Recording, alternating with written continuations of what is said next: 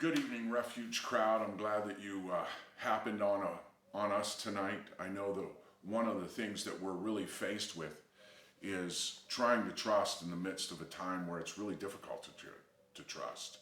I entitle our study through the book of Exodus. We're going to begin it tonight in chapter 6 and verse 14, taking it all the way through chapter 7 and verse 7. But it's the power of belief. You cannot move forward in life without it. How do you start to live a life of faith, of trusting and believing when your whole world is kind of geared against you believing? I mean, the things that happen to us in life, it just seems to work naturally against faith and against believing.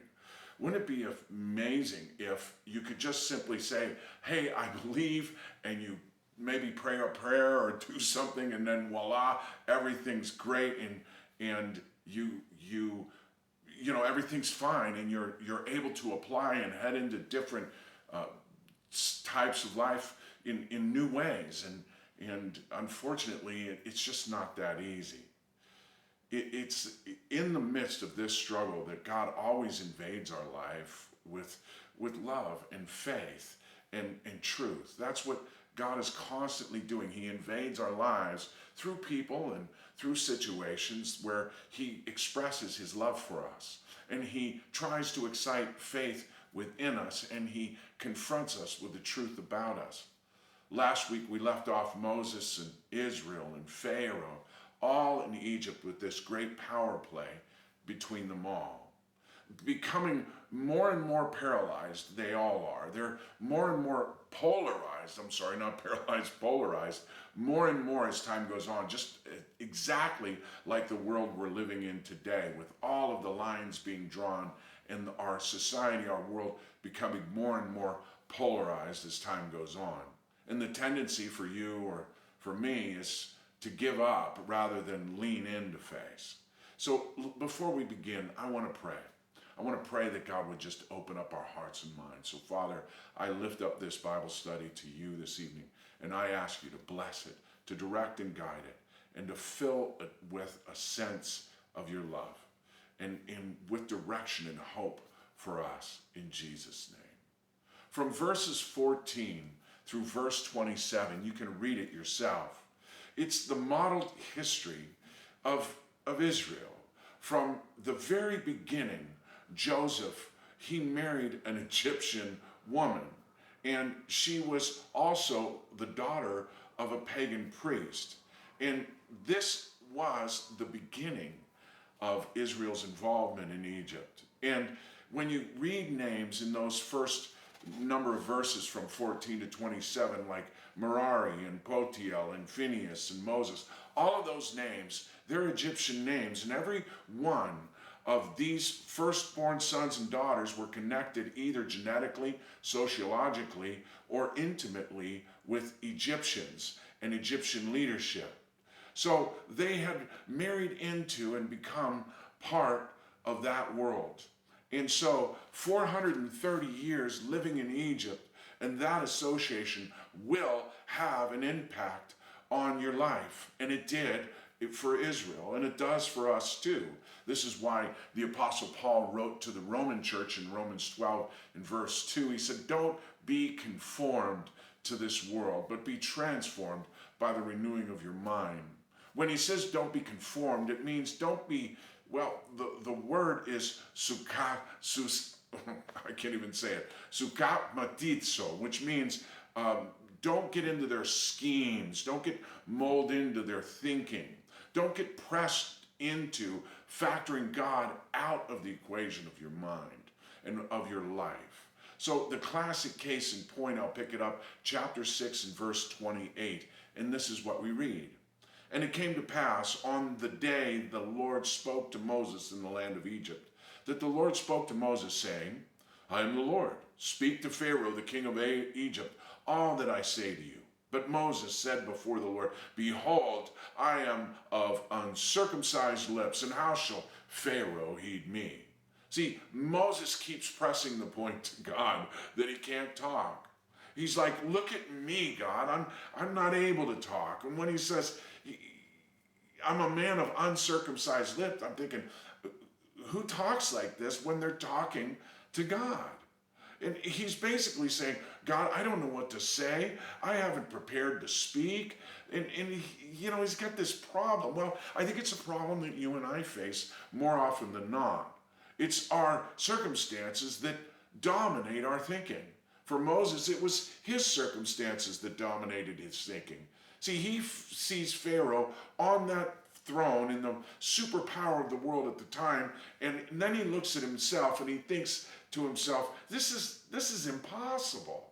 And I want to remind you that in Luke chapter 1 and verse 18, the priest Zacharias, he's having an encounter with an angel, and he's thinking, I'm well advanced in age. I'm going to give birth to somebody.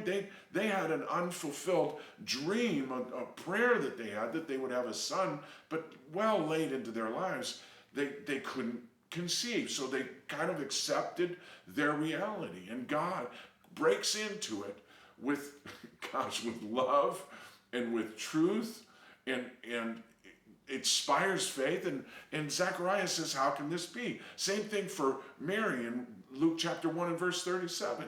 The angel of the Lord, when she said, how can this be? The angel said, for with God, nothing will be impossible. Circumstances dominate Moses' thinking, and I think more often than not, yours and mine as well. And circumstances dictated what Moses did. It moved his actions. Moses' life is nothing more than an illustration of Moses' assessment of Moses. But God, he's the one who's picking the fight here, not only with Moses, but with Pharaoh. See, it is God that is pressing here.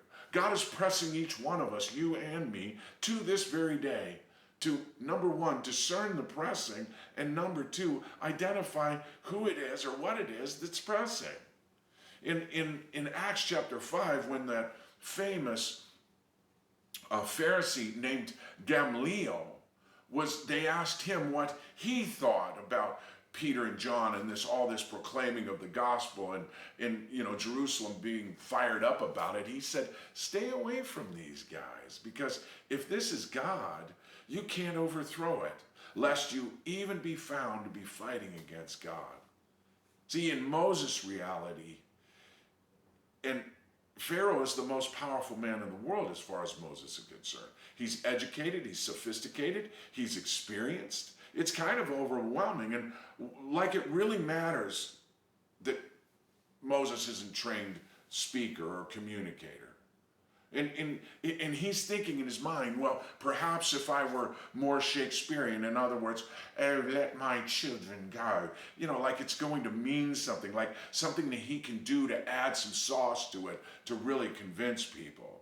Like Moses can really change anything by the way he speaks, especially the heart of an Egyptian king. And the problem here is Israel has very little or no faith at all in Moses, God, or Aaron. And Pharaoh has no respect for God, Moses, Aaron, or Israel. And Moses has got zero confidence in Moses or God. And in Moses' mind, his God is way too small. He doesn't see things for how they really are. I'll never forget reading when Solomon dedicated the temple there in 2 Chronicles chapter 2 and verse 6. He basically looks at God and he says, who am I that I should build him a temple except to burn a sacrifice before him? God is huge in Solomon's mind. God never lets anyone get too comfortable with their fantasies or with their, wrong thinking. He will not let any of us off the hook. Never forget that in our story here, it's God that's doing the pressing. So discern the presser, or the pressing, and identify who it is that's pressing here. See, the problem is Moses won't speak and Pharaoh's not going to hear. So how does God deal with both of them at the same time? The answers here are so profound. It's unbelievable. There in chapter 7 and verse 1, So the Lord said to Moses, see, I've made you as God to Pharaoh, and Aaron your brother shall be your prophet. Such a confusing verse, but if you really break it down, God, Moses says to God, I don't want to talk, so God says, don't talk. Moses, you'll be God, and Aaron will be the mouthpiece. And just so we understand each other, in the Old Testament, God never speaks directly to the people. God speaks to the prophets, and then the prophets go to the people in the Old Testament. God says, I want you to go into Pharaoh's court. You can't say anything to Pharaoh personally. Now, this is the fantastic part. Verse 2. You shall speak all that I command you, and Aaron your brother shall tell Pharaoh to send the children of Israel out of his land. See, Pharaoh knows Moses. They're both educated Egyptians. Pharaoh can understand Moses. Pharaoh's the king with over 3 million subjects, and you don't think that maybe Pharaoh can speak a number of languages, at least be bilingual? He has ears, he has a brain, and he can understand. Moses has to walk into Pharaoh's palace, enter into his court, and he's got to talk to Aaron, not to Pharaoh. And I think if you want to insult the king of Egypt, the greatest way to do it is to not address him directly. And so what do? Do you whisper in Aaron's ear and then Aaron says it to Pharaoh? Never forget, there in Exodus chapter 4, God says, let my son go that he may serve me. But if you refuse to let him go, indeed I will kill your son, your firstborn. Not exactly a thing you want to say to a friend through a friend. Moses would have been money ahead if he'd have just said that himself. But keep in mind, God is constantly picking fights here. Pharaoh, he'll be insulted and humiliated, and Moses, he'll always be insecure and intimidated. And number one, God is determined to humiliate Pharaoh. Why? Because for Pharaoh, that's the one thing it's two things that are killing him. Pride and rebellion. Those two things are killing him. They're separating him from the greatest discovery in the universe. The question I have is, how does God handle that? I mean, how does God actually love Pharaoh? Well, I'll tell you, he brings him face to face with that which is killing him in the first place. He uses Moses to rub Pharaoh's nose right in that very thing that condemns him. All the pride. Think about this. When Jesus is approached by a rich young ruler in Matthew 19, Mark 10, Luke 18. From Mark 10, he says, when the rich young ruler says, what more should I do to inherit the kingdom of heaven, kingdom of God? And he says, well, one thing you lack, go and sell everything that you have, give it to the poor, and you'll have treasure in heaven. And come, take up your cross, take up the cross and follow me. I mean, that hit that rich young ruler right between the eyes, and he walked away sorrowful. And we read that it was because he had everything. But man, that is the work of the cross. That's exactly what crosses are designed to do. It's an instrument that is designed to kill. And when faced with a cross, we'll either do what Pharaoh does, we harden our hearts, or we do what Moses does. We try to play, let's make a deal. Pharaoh's problem is pride, and Moses' problem is fear. And the last thing Moses wants to do is to go into that palace and insult the king of Egypt. The last thing the king wants is to be humiliated. So God deals with them both at the exact same time.